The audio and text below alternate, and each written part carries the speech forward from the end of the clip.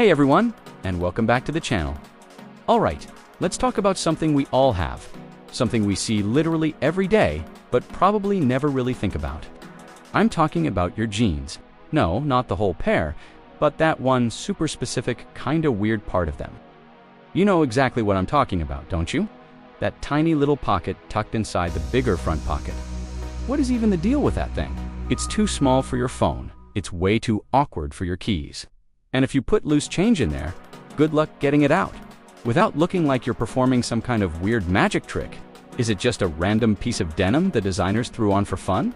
Is it a fashion statement that went over all of our heads? I mean, seriously, what's the story? Well, get ready to have your mind blown, because that tiny, seemingly useless pocket has a history that's way cooler and more interesting than you'd ever guess. It's not just a random quirk. It's a direct link to the American frontier, cowboys. And a time when a man's most valuable possession wasn't his smartphone, but something he carried with him everywhere. To really get this, we gotta hop in our time machine and travel way back. I'm talking late 1800s. The gold rush is popping. The Wild West is well wild. And dudes are working hardware, talking miners, railroad workers, cowboys, you name it. They needed pants that could keep up something tough, durable, and built to last. And that's where two legends, Levi Strauss and Jacob Davis, enter the picture. In 1873, they patented the first blue jeans. But these weren't fashion items like we think of them today. These were workwear, pure and simple. Every single stitch, every rivet, every pocket had a purpose. And that includes our mysterious little friend, the fifth pocket.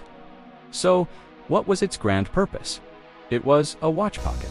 Yep, a pocket specifically designed to hold a pocket watch. Back then, pocket watches were the must-have accessory. They were essential for keeping time, but they were also delicate and expensive. You couldn't just toss it into a big pocket with your tools or, I don't know, a chunk of gold you just panned. It would get scratched, broken, or lost. So, Levi's brilliant solution was to create a snug, secure little pouch high up on the waistband where a man could safely tuck his pocket watch. It was perfectly sized to keep the watch protected from swinging around and getting damaged. You could be riding a horse, working on a railroad, or digging in a mine, and your timepiece would be safe and sound, attached by a chain to a belt loop. It was a genius bit of design, perfectly suited for the rugged lifestyle of the time. Think about it from their perspective. For a cowboy out on a long cattle drive, knowing the time was crucial. It wasn't just about convenience. It was about coordinating with others, knowing when to set up camp, and keeping a schedule in the vast, open wilderness. That little pocket wasn't a luxury. It was a functional necessity.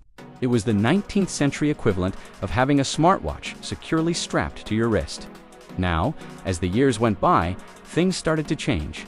By the early 20th century, wristwatches started becoming more popular, especially after World War I, when soldiers found them way more practical in the trenches. Slowly but surely, the pocket watch began to fade from daily use for the average person.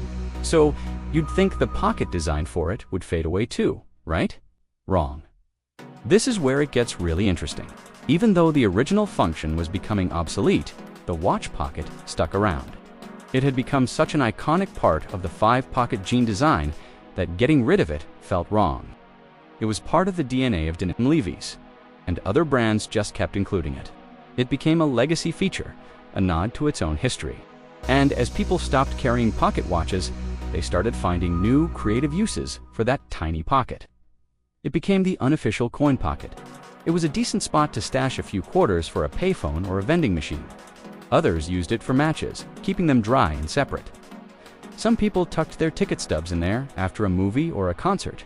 Zippo lighters fit in there pretty perfectly, too. It became this little whatever pocket, a secret stash spot for small, important items.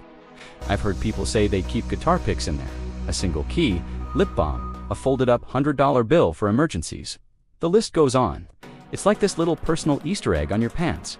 We all know it's there, but we all use it for something different, or maybe not at all. But its presence is comforting in a weird way. It's a reminder that these pants we wear have a story. In fact, during World War II, Levi S actually removed the two corner rivets from the watch pocket as a way to conserve metal for the war effort. But after the war, they put them right back on. That's how integral that little pocket was to the identity of their jeans. They weren't just going to erase a piece of their history like that. So today, when you look at your jeans, whether they're from Levi's, Wrangler, or any other brand, that small pocket is still there. It's a fashion fossil. It's a piece of living history stitched right into the fabric of our modern lives. It's a callback to the rugged individualism of the American West. It connects the tech-savvy person you are. Today, with the hard-working cowboy of 150 years ago, pretty cool, right? Some people call it the watch pocket. Some call it the coin pocket. Some call it the match pocket. Levi's themselves officially refer to it as the watch pocket in their historical archives.